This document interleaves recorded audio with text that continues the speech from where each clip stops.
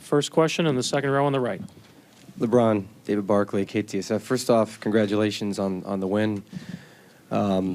So this being your third title, there's obviously a lot of footnotes that separate this, but does this championship resonate with you as being a little bit extra special, being that it's for the city of Cleveland, for the state of Ohio where you grew up? Absolutely. You know, just knowing what our city has been through, Northeast Ohio has been through as far as our sports and everything for the last 50-plus years. You can look back to the Ernest Biner fumble, Elway going 99 yards, to Jose Mesa not being able to close out in the bottom of the ninth, to the Cavs going to the finals. I was on that team in 2007. I was getting swept, and then last year I was losing 4-2, and so many more stories. And our fans, they ride or die, no matter what's been going on, no matter, you know, the Browns, the Indians, the Cavs, and so on, and all the other sports teams, they continue to support us, and for us to be able to end this drought, our fans deserve it. They deserve it, and it was for them. David on the left. David Aldridge, TNT. LeBron, I asked you a couple of times about that, about the notion of what finally winning one would do for yourself and for the city of Cleveland, and also, and especially for Akron. And I just wonder, now that you've accomplished it, you know, is it relief? Is it excitement? What are the emotions? Well, I mean, yeah, David, you've been harping on it a lot the last couple of weeks, and you know, for me, I'm true to the game, and I know what I bring to the table. And I came back for a reason. I came back to bring a championship to our city. I knew what I was capable of doing. I knew what I learned in the last couple of years that I was gone. And I knew if I had to, when I came back, I knew I had the right ingredients and the right blueprint to help this franchise get back to it, to a place that we've never been. And that's what it was all about, David. I mean, you know, right now it's just excitement. You know, it's not even relief. It's just excitement for us as a team, as a franchise, as a city, as a community, you know, to be able to continue to build up our city, continue to be an inspiration to our city, it means everything, and I'm happy to be a part of it. LeBron, at 3-1, with them having 2 on their record at home, what do you think turned this series around? Well, I mean, for me, when I came up here after we lost Game 4, well, at home, I said, hey, listen, we got to take one possession, one game at a time, and we're going to Golden State, so, you know, we got to fly home anyway, so why not have another game? You know, and I believed in that. And my guys believe in me as their leader. Every single day, I preach to them every single day. I'm their leader, and they allow me to lead those guys every single night, and I was just true to that. I believed, and nobody else believed besides the other 14 guys in our coaching staff and our fans. You know, so, you know, just going out and executing and putting things together and making plays, and we was able to do that. Mike? Mike Wise on ESPN. LeBron, when you're sitting on the bench before the game and the national anthem, you seem to be deep in thought. What was really going through your mind at that point? Just zeroing in on what needs to be done to help us win. You know, obviously I put the effort into it, but, you know, just thinking about the game, you know, thinking about the plays, understanding they're going to make a run, they're a great team, understanding we're gonna make some mistakes, but, you know, it's how we come back from it and how we move on to the next possession. And then also just living in the moment. I told my guys before the game, listen, there is a game to be played, but there's not many guys, there's not many teams that get an opportunity to be in the NBA Finals in a Game 7. It's just not. Yeah. And this is my second one, and I'm able to say that I've been victorious twice in Game 7. So, I just told the guys, don't take this for granted. Don't take it for granted. Let's go out, and, you know, our coaching staff gave us a great plan. Let's go and execute it. You guys are losing tears there, J.R. Smith. It's a real genuine scene. What comes to your mind? All the people that were for you when you were young. What has happened? A little bit of everything. I think all the emotions, everything.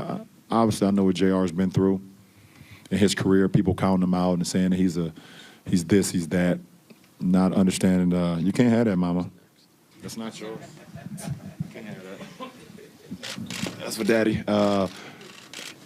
But just understand what JR's been through, you know, and people just saying that, you know, there's no way he can be a winner, you know. And when our GM came to us last year and said, hey, we got a deal to get Timothy Mozgov and get Iman Shumpert, and the Knicks are going to throw in JR. I was like, what? They're going to throw in JR into the deal? And I was like, okay, I got him.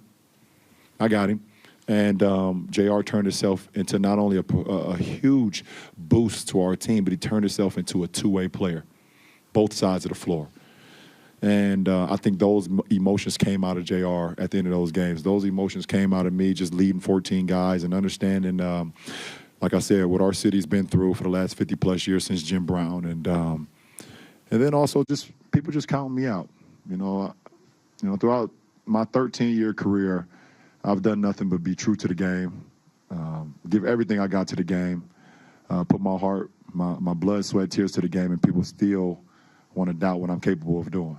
So that was a little icing on the cake, for myself to just let me know that everything I've done, it results in this. And they say hard work pays off, and that's what happened tonight. Jeff, all the way in the back. LeBron, Jeff Zilgett, USA Today. What is it about the athlete's mind or your mind that you don't feel that 3-1 is insurmountable, especially against this team and you got to win 2 here. And then the last 3 games, the fire that you maybe play, or were you fueled by anything that happened between you and Draymond and Clay's words to give you extra fire in these 3 games? Oh, well, I mean, at the end of the day, you're down 3-1, and we got to come here. We got to come here and win. We had to win in this building anyways. I mean, we only get 3 games at home. So even if we sweep the home series in a 7-game series, we got to win here anyway. So Game 5 was a great opportunity for us to try to seize that. And we came out with a great game plan. Our coaching staff gave us a great game plan, and we was able to send the game back home down 3-2. And, we know our fans. Our fans give us everything, and we was able to give it back to them. And, once we get to a Game 7, I'll take my chances versus anybody, versus any team. You give me 1 game, you give me 48 minutes, I'll take my chances. And, once we got to a Game 7, I was just confident. I knew what I was capable of doing. I knew my guys would allow me to lead them throughout 48 minutes, and they did that.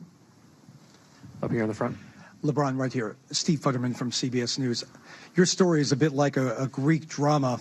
You come to the Cavaliers, a homegrown product. You leave, you come back saying that you want to win for the city. Can you talk about what you want to tell the Cleveland fans, the ones that got mad at you, the ones who never got mad at you, and also right now you're an emotional person. What is going through your heart and mind right now? What's going through my mind is I'm ready to get back to Cleveland. I can't wait to get off that plane and hold that trophy up and see all our fans at the terminal, IX Jet Center. And I know they're going to be ready. I'm almost done, but I'm almost done. I promise. So I can't wait to just give the emotion back to them. Looking forward to it. That's all. And what message do you have for the fans there right now who are watching, who are very happy? And again, the ones who were upset with you, the ones who were never upset with you. That's yesterday's newspaper. I don't think anybody's reading yesterday's newspaper. So they'll be reading tomorrow. And I'm coming home. I'm coming home with what I said I was going to do. Joe and Dave, last 2 in the back. Joe Varden, Cleveland.com. LeBron, can you even fathom what that parade's going to be like on Wednesday?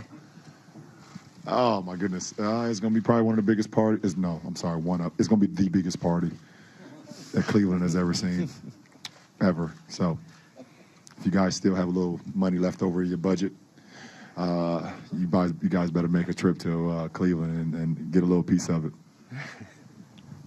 Dave? LeBron, Dave McMenamin, ESPN. I got 2 for you. One, I spoke to the people around the team leading up to Game 7, and several people told me there's just a sense of calm emanating from you. What put you in that mind space? I don't know. I don't know. I can sit up here and say I don't know if it was the Godfather. I don't know if it was Couples Retreat that I watched. I don't know if it was Oceans 11, 12, and 13. I don't know if it was the Revenge of the Nerds that I watched. I don't know. But I was just so like, listen, you've put everything into the game. The game always gives back to people that's true to the game. I've watched it. I know the history of the game.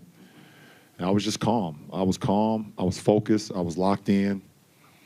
And, I don't know. I wish I can tell you exactly what happened, but I had to be calm in order for my 14 guys to allow me to lead them and for those guys to play the way they played. I mean, I can't do it by myself. And so that was my mindset. I was confident. I was calm. And, you know, you got to stay low.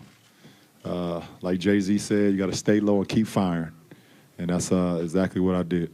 And finally, you told me when we were walking out in Toronto that if you got 4 more wins, you'd share the secret motivation you alluded to last year. I tell you one-on-one.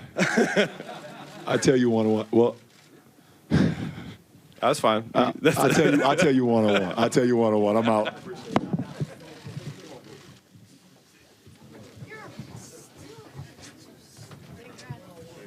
I took my girl mini golfing on Father's Day. I think LeBron wins that one. And they win in large part because he goes for a triple-double in a Game 7 of the NBA Finals. And if you do that, you join this list, James Worthy and the logo, and you also get the MVP as well. Those are the 3 who have ever done it.